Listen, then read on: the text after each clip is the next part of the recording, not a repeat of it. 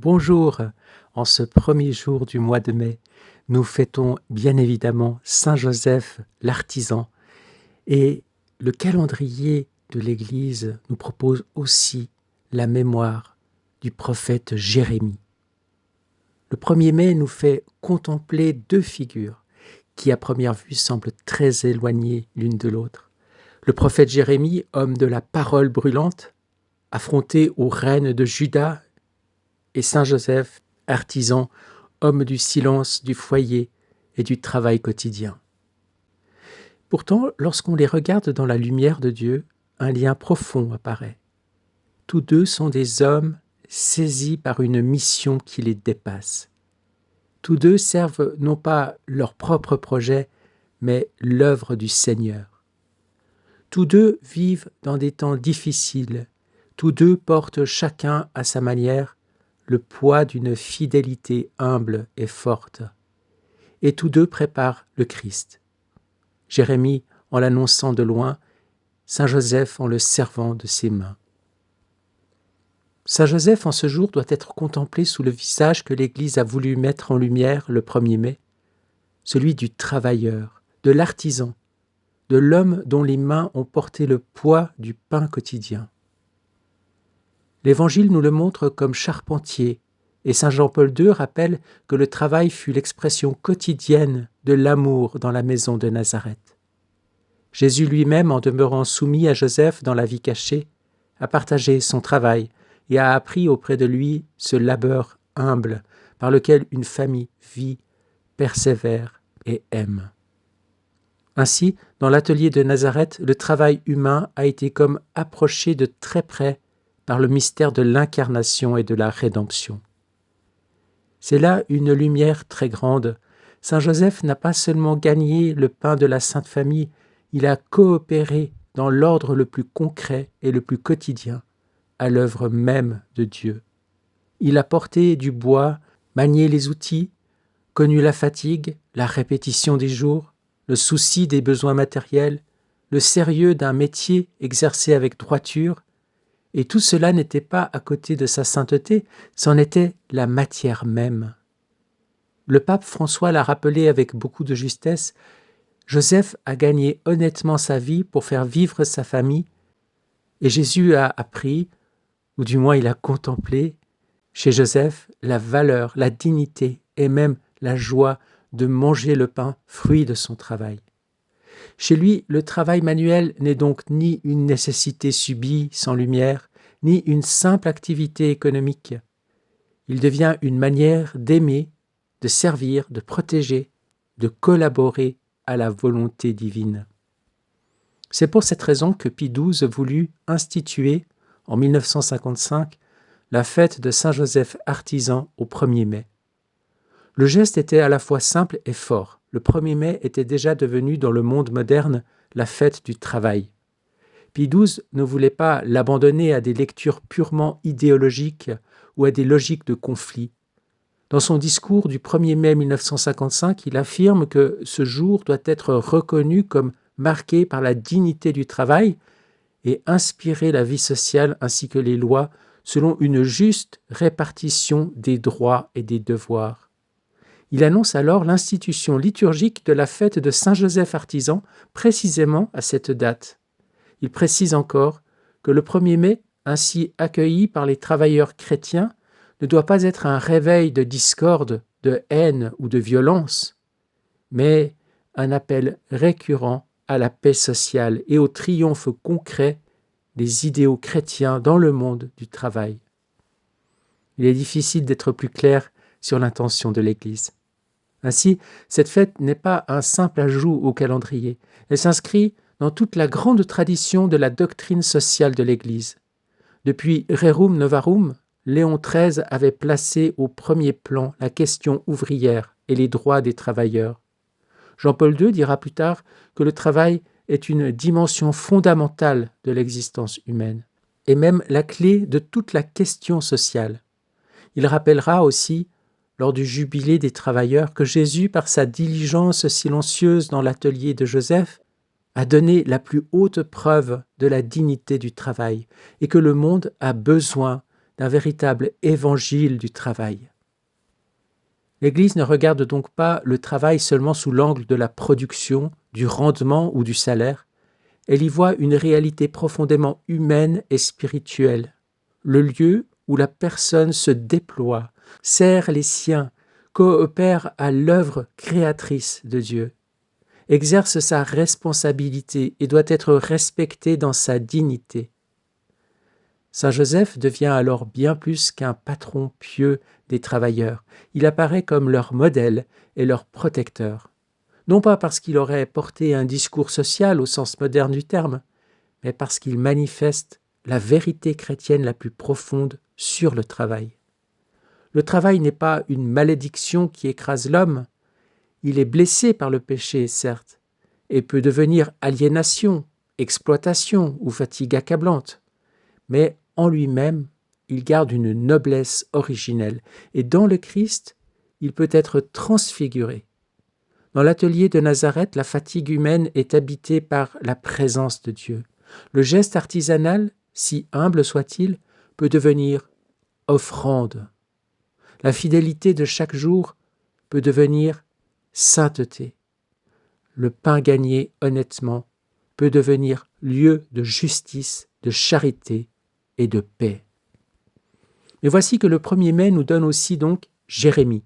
Et l'on pourrait d'abord s'étonner d'une telle rencontre. Jérémie ne nous introduit pas dans l'atelier paisible de Nazareth, mais dans l'une des heures les plus tragiques de l'histoire d'Israël. Né dans une famille sacerdotale à Anathoth, il reçoit sa vocation dans sa jeunesse et exerce son ministère depuis les derniers temps du règne de Josias jusqu'au jour qui conduisent à la déportation de Jérusalem. Dès son appel, Dieu lui fait comprendre qu'il ne mènera pas une existence tranquille. « Avant même de te former dans le sein de ta mère, je te connaissais. Avant que tu viennes au jour, je t'ai consacré, lui dit-il. » Puis le Seigneur lui met ces paroles dans la bouche et l'établit pour arracher et abattre, dit-il, pour démolir et détruire, pour bâtir et planter.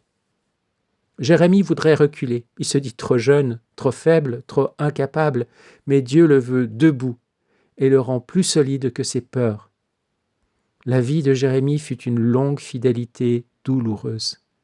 Il dut annoncer à un peuple infidèle que l'alliance avait été trahie, que l'illusion religieuse ne sauverait pas Jérusalem, que le jugement allait venir et qu'il fallait se convertir pendant qu'il en était encore temps. On le combattit, on le soupçonna, on le fit souffrir parce qu'il disait ce que beaucoup ne voulaient pas entendre. Mais il ne fut pas seulement le prophète des ruines, il fut aussi le prophète d'une espérance plus profonde que la catastrophe. Au cœur même du désastre, il annonça que Dieu n'en avait pas fini avec son peuple, qu'il le ramènerait, le relèverait, le replanterait, et surtout qu'il conclurait avec lui une alliance nouvelle. Cette alliance ne serait plus seulement écrite sur des tables extérieures, Dieu mettrait sa loi au plus profond des cœurs. Il pardonnerait les fautes, ne se rappellerait plus les péchés, et se donnerait de nouveau comme Dieu à son peuple. C'est ici que la figure de Jérémie prend une grandeur toute particulière. Il ne se contente pas d'annoncer un avertissement, il ouvre déjà vers le cœur du mystère chrétien. Avec lui apparaît clairement l'idée d'une religion du cœur, d'une obéissance intérieure, d'un peuple transformé de l'intérieur par l'initiative de Dieu. Ce que l'ancienne alliance portait comme promesse, Jérémie le voit poindre à l'horizon sous la forme d'un don nouveau de Dieu lui-même. Et c'est pourquoi l'Église a toujours lu en lui une figure préparatoire du Christ. Non seulement parce qu'il souffre pour la parole de Dieu, mais parce qu'il annonce déjà cette alliance nouvelle qui trouvera sa perfection en Jésus. Il y a chez Jérémie quelque chose de très pur et de très douloureux. Il est l'homme que Dieu connaît avant sa naissance, qu'il consacre, qu'il envoie, qu'il touche, qu'il rend responsable d'une parole plus forte que lui. Il est aussi l'homme que sa mission isole, blesse et expose. Mais cette souffrance n'est pas stérile, elle devient le lieu d'une communion plus profonde avec le Seigneur. Jérémie apprend à porter dans sa propre chair quelque chose du drame de l'alliance blessée. Il n'est pas un simple messager extérieur, il est un prophète, habité, atteint, brûlé par la parole qu'il annonce. C'est ce qui le rend si proche du Christ souffrant et si proche aussi de toutes les vocations qui passent par l'obéissance, la solitude et la persévérance. Alors, quel est le point de rencontre entre Jérémie et Saint Joseph artisan en ce jour? Il me semble qu'il est très beau et même très profond. Tous deux sont des hommes de l'Alliance. Jérémie en reçoit le poids prophétique et en annonce le renouvellement intérieur. Joseph, lui, vit déjà dans le voisinage immédiat de celui par qui l'alliance nouvelle sera scellée. Jérémie porte la parole dans sa bouche, Joseph porte le Verbe incarné dans sa maison. Jérémie annonce que la loi de Dieu sera écrite dans les cœurs. Joseph apprend à Jésus les gestes du travail humain dans ce même cœur de la vie cachée, où le salut du monde mûrit en silence. L'un est l'homme de la parole confiée, l'autre est l'homme de la tâche confiée. L'un prophétise et l'autre protège. L'un souffre pour avoir dit la vérité, l'autre s'efface pour servir la vérité faite chair. Et plus encore, tous deux nous apprennent que l'œuvre de Dieu passe par une fidélité humble. Jérémie n'est pas puissant selon le monde, Joseph non plus. Jérémie n'occupe pas une place confortable, Joseph non plus. Jérémie ne choisit pas sa mission et Joseph ne choisit pas davantage les détours de la sienne. Tous deux reçoivent, consentent, servent et persévèrent. Tous deux nous montrent qu'une vie sainte n'est pas d'abord une vie spectaculaire, mais une vie offerte à la volonté de Dieu. Chez Jérémie, cette volonté prend la forme d'une parole à porter malgré l'opposition. Chez Joseph, elle prend la forme d'un travail à accomplir, d'un foyer à garder, d'un enfant à faire grandir. Mais dans les deux cas, le cœur de la sainteté est le même, ne pas s'appartenir, laisser Dieu disposer et demeurer fidèle dans l'obscurité. Il y a enfin un dernier point de rencontre, peut-être le plus beau pour ce jour du 1er mai. Jérémie reçoit de Dieu cette mission paradoxale, arracher et abattre, mais aussi bâtir et planter.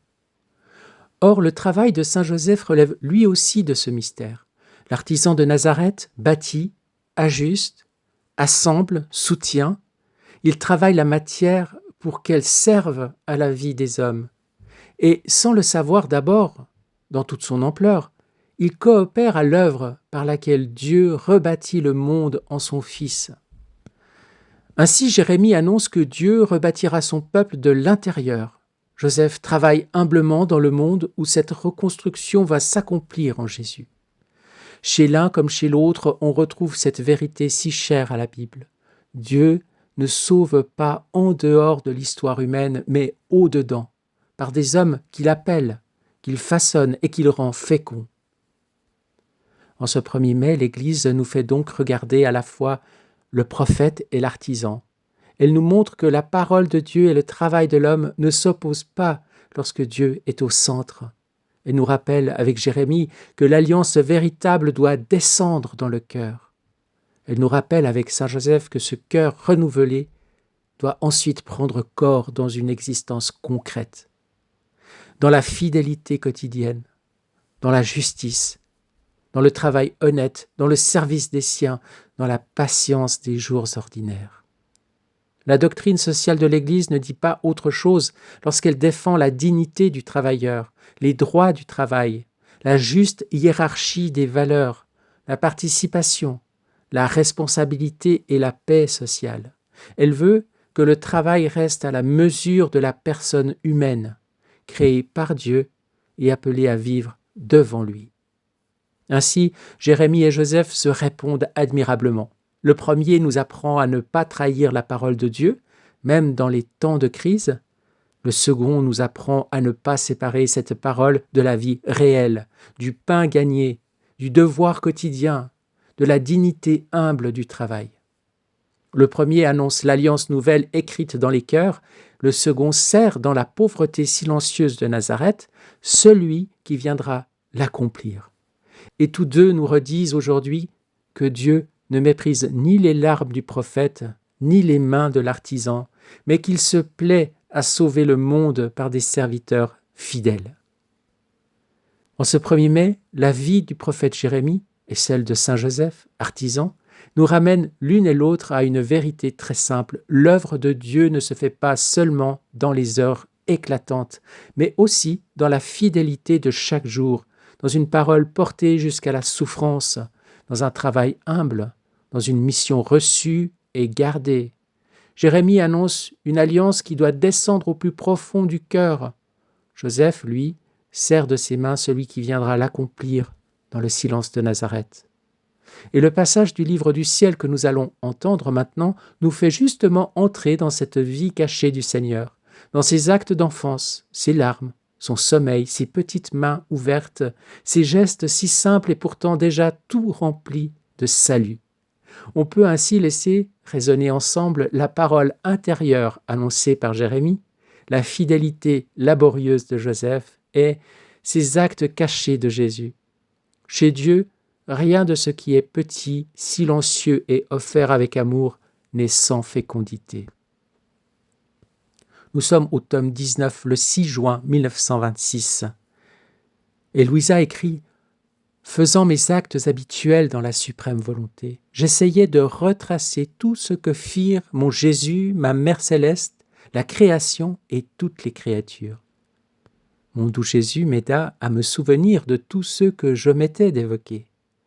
N'en ayant pas la capacité, et avec toute sa bonté, il me rappela son acte en disant « Ma fille, dans ma volonté, tous mes actes sont présents, rangés entre eux.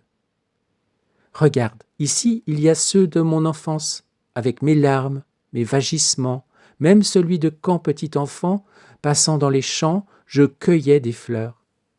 Viens mettre ton « je t'aime » sur les fleurs que je cueille et sur mes mains qui s'allongent pour les cueillir. Dans ces fleurs, c'est toi que je regardais, c'est toi que je cueillais, telle ma petite fleur de ma volonté. Ne veux-tu donc pas tenir compagnie à tous mes actes d'enfance avec ton amour et en t'amusant avec moi dans ces actes innocents? Regarde la suite. Petit enfant, las de pleurer pour les âmes, je faisais une petite sieste. Mais avant de fermer les yeux, c'est toi que je voulais pour me réconcilier avec le sommeil, voulant d'abord te voir embrasser mes larmes, en imprimant un « je t'aime » dans chaque larme, et avec le refrain de ton « je t'aime » permettre au sommeil de fermer mes yeux. Pendant que je dors, ne me laisse pas seul, attends que je me réveille, afin que comme tu as fermé mon sommeil, tu ouvres mon réveil avec ton « je t'aime ». Ma fille, celle qui devait vivre dans ma volonté était inséparable d'avec moi. Du fait que, à l'époque, tu n'étais pas là, ma volonté te montra à moi, me redonna ta compagnie, tes actes, ton « je t'aime ». Sais-tu ce que signifie un « je t'aime » dans ma volonté? Ce « je t'aime » renferme un bonheur éternel, un amour divin. Et à mon âge infantile, cela suffisait à me rendre heureux et à former autour de moi une mer de joie, me permettant de mettre de côté toute l'amertume que les créatures me procuraient. Si tu ne suis pas tous mes actes, les actes laisseront un vide dans ma volonté. Sans ta compagnie, je me sentirais isolé. Mais je veux ton lien avec tout ce que j'ai fait, parce que la volonté qui nous unit est une seule et l'acte aussi doit être un. Suis-moi encore, regarde lorsqu'à l'âge de 2 ou 3 ans je m'éloignais de ma mère, et agenouillé avec mes petits bras ouverts en forme de croix, je priais mon Père céleste pour qu'il ait pitié du genre humain. J'embrassais avec mes petits bras toutes les générations. Ma position était poignante, si petit, à genoux, avec les petits bras ouverts, pleurant et priant. Ma mère n'aurait pas pu résister en me voyant. Son amour maternel si fort l'aurait fait succomber. Toi qui n'as pas l'amour de ma mère, viens soutenir mes petits bras, sécher mes larmes, mais un « je t'aime » là où je mis mes petits genoux, pour que ce soit moins pénible. Enfin, jette-toi dans mes petits bras pour que je t'offre à mon Père céleste en tant que fille de ma volonté. C'est depuis ce temps-là que je t'appelle. Lorsque je me retrouvais tout seul, abandonné de tous, je me disais « Si tout le monde me quitte, la nouvelle-née de ma volonté, ne me laissera jamais tout seul. L'isolement m'est trop pénible, alors mes actes attendent les tiens et aussi ta compagnie. Mais comment écrire tout ce dont mon doux Jésus me parla concernant les actes de sa vie, écrit Louisa.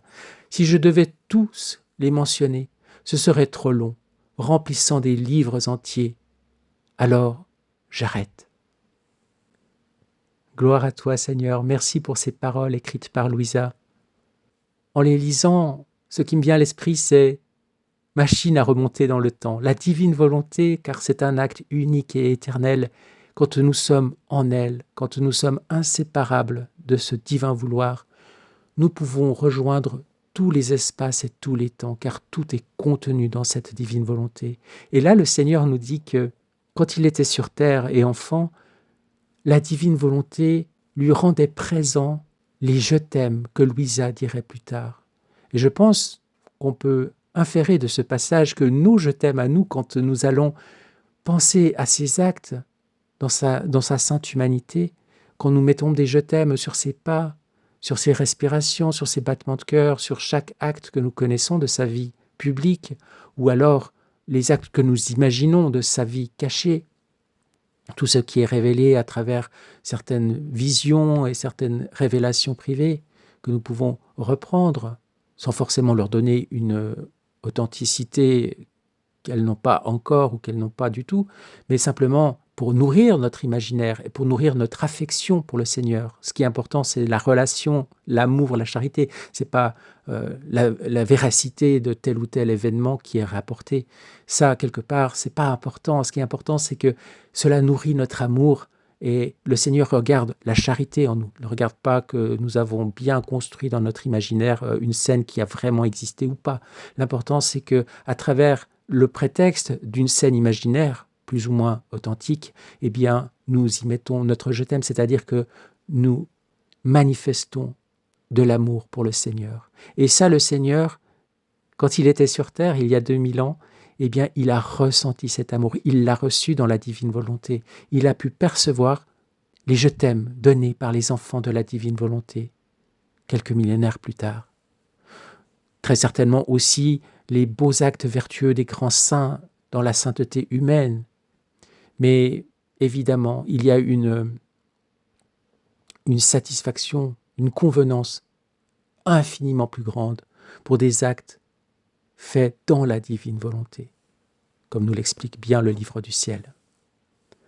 Donc oui, que ce soit pour nous une incitation vraiment à travailler, puisque c'est le jour du travail, à travailler à nos actes, à travailler à nos rondes, à travailler en quelque sorte en produisant autant de je t'aime et je te bénis et aussi des viens Seigneur, viens régner sur la terre, car n'oublions pas que les rondes, c'est très clair dans le livre du ciel, c'est non seulement mettre des je t'aime partout, dans la création, dans les actes de la rédemption, dans les actes de la sanctification, mais aussi d'appeler le règne.